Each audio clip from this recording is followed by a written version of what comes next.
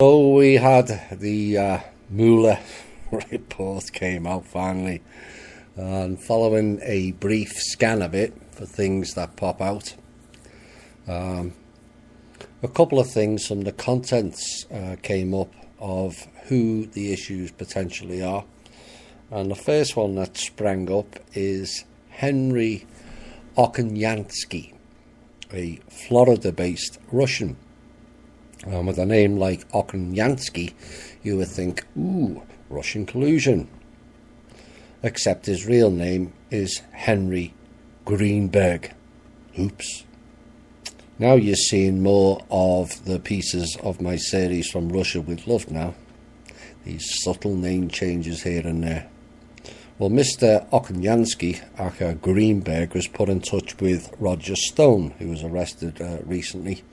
Mr. Stone is another New Yorker who was a shadowy figure behind the scenes in Watergate and the Nixon affair. Now, according to Roger Stone, during the day he was officially a scheduler in the Nixon campaign, but by night, "I'm trafficking in the black arts," he said. Nixon's people were obsessed with intelligence. But Roger Stone, that is, maintains he never did anything illegal during Watergate. Now, the Richard Nixon Foundation later clarified that Roger Stone had been a 20-year-old junior schedule on the campaign, and that to characterize Stone as one of Nixon's aides or advisors was a gross misstatement. Now, after Nixon won the 1972 presidential election, Stone worked for the administration in the Office of Economic Opportunity. A bit like the Treasury, really. And after Nixon resigned, Roger Stone went to work for Bob Dole, but was later fired after columnist Jackson Anderson publicly identified Roger Stone as a Nixon dirty trickster. Oh my. Now, Mr. Okoniansky, aka Greenberg, it was stated, had damaging information on Clinton and brought in a Ukrainian guy named Raisin, claiming to possess financial documents of money laundering done by Hillary Clinton in Ukraine. Hello, Joe Biden and son. Oops. Yes, they were involved as well. Now, Clinton's missing emails, according to the report, was collected by Russia. No surprise there. China, no surprise there either. And also Iran, even less of a surprise.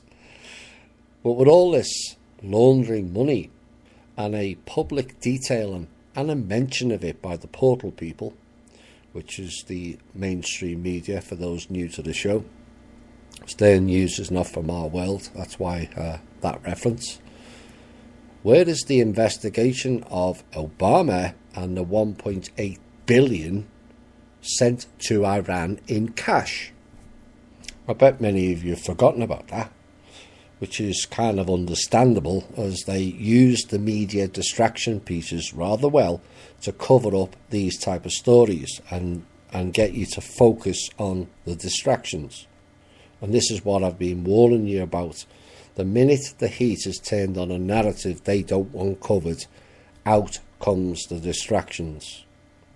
A bit like this week with Notre Dame, whose demise was predicted and covered in a video, the pet goat, over 6 years ago, maybe even 7 or 8, might be longer.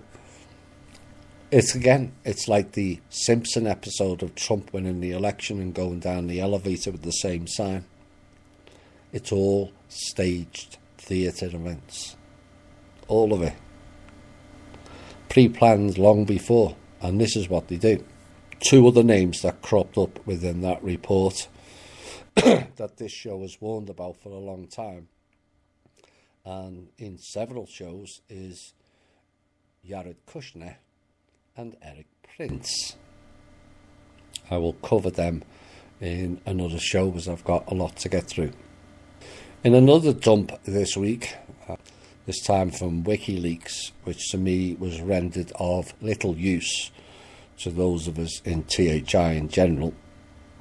One thing that popped out was a letter from 2007, and it shows how these people get away with stuff with virtually no comeback whatsoever. And the letter was by Julius Baer, which means he's a Rothschild, who had banks in Zurich and also in Guernsey, which is an island between Britain and France. And Julius wrote to Angela Merkel, asking her to remove her accounts from the offshore banks. And in the letter it cited Merkel was, quote, committing fraud by using these accounts to pay off German politicians.